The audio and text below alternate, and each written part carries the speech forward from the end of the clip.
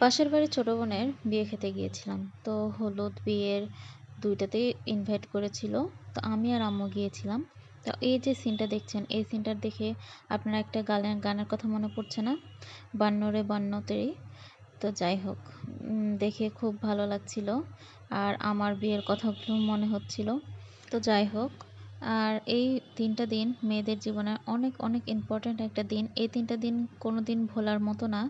কারণ এই ৩ টা দিন তার লাইফের সবকিছু চেঞ্জ হয়ে যায়।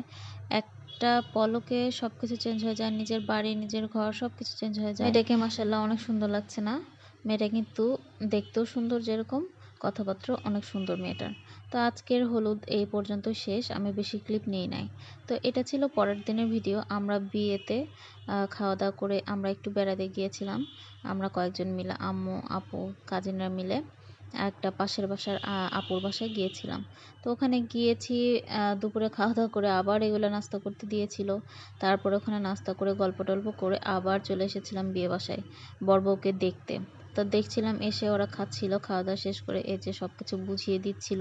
তারপর আমি আর বেশি দেরি করি নাই। আমি বাসায় চলে এসেছিলাম। তো এইটুকুই ছিল আজকের ভিডিও।